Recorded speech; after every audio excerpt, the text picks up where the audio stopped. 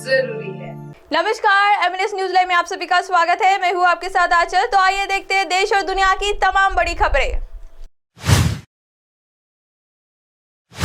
फिर भाजपा पर भड़के, कहा क्षेत्रीय पार्टियों को समाप्त करना किसी की औकात नहीं, पीएम मोदी को दे दी ये सलाह। शनिवार को ट्रैवल एवं टूरिज्म फेयर के उद्घाटन समारोह में तेजस्वी प्रसाद यादव पहुंचे। इस दौरान उन्होंने जाति आधारित गणना में हेरफेर की बात की सफाई दी। इसके साथ ही कहा कि प्रधानमंत्री नरेंद्र मोदी को तो यह काम पूरे देश में करना चाहिए। तेजस्वी ने जेपी नड्डा को जवाब देते हुए कहा कि क्षेत्रीय पार्टियों को समाप्त करने की किसी की औकात नहीं। बिहार के उप मुख्यमंत्री तेजस्वी प्रसाद यादव ने कहा कि क्षेत्रीय पार्टियों को समाप्त करने की किसी की औकात नहीं है। क्षेत्रीय पार्टियां जनता की आवाज उठाती है और अपने दम पर कायम है। भाजपा के राष्ट्रीय अध्यक्ष जेपी नड्डा द्वारा क्षेत्रीय पार्टियों को समाप्त करने की बात पर उन्होंने यह प्रतिक्रिया दी। कहा 2021 में होने वाली जनगणना की अब तक नहीं हुई। पर्यटन विभाग की ओर से शनिवार को आयोजित ट्रैवल एवं टूरिज्म फेयर के उद्घाटन समारोह के बाद पत्रकारों से बातचीत कर रहे थे। जाति आधारित गणना के सवाल पर तेजस्वी ने कहा कि प्रधानमंत्री नरेंद्र मोदी को तो यह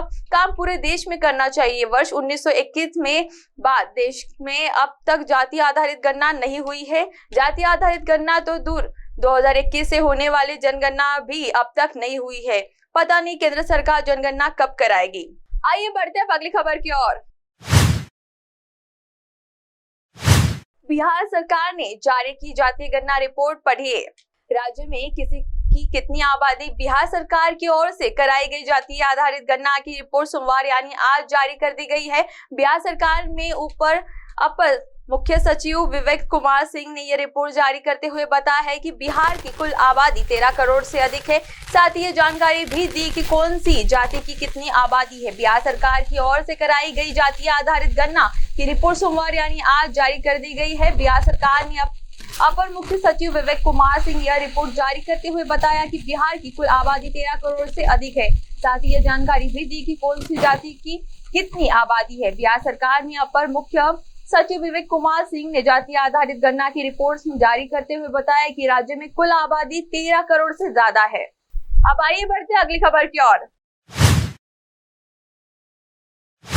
साल 2014 के बाद से भाजपा अग्रणी जातियों के साथ ओबीसी की भी बड़ी पार्टी, मिला सबसे अधिक समर्थन। वैसे 2014 के बाद से भाजपा का पूरा रूपांतरण हो चुका है। जो पार्टी पहले अग्रणी जातियों को मानी जाती थी वह अब उस वोट वर्गों को संभालते हुए ओबीसी की पार्टी भी बन गई है। हाल ही में गृह मंत्री अमित शाह और भाजपा अध्यक्ष जेपी नड्डा ने यह गिनाया भी था कि वर्तमान में पार्टी 303 702 में 85 ओबीसी वर्ग है। लोकसभा चुनाव से पहले गरमा रही है ओबीसी। जातिगत राजनीति में हर दर दाव चल रहा है।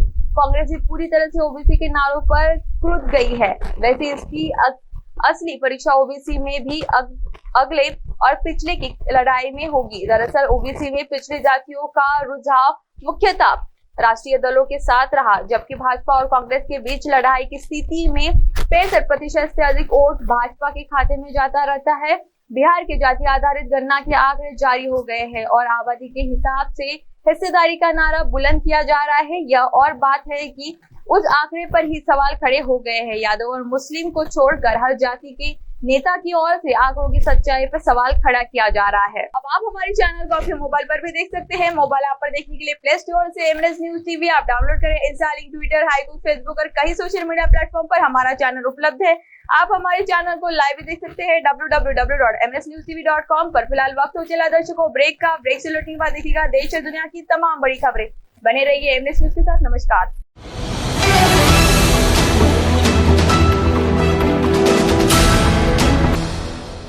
ये है एमएनएस न्यूज नेटवर्क और आप देख रहे हैं एमएनएस न्यूज।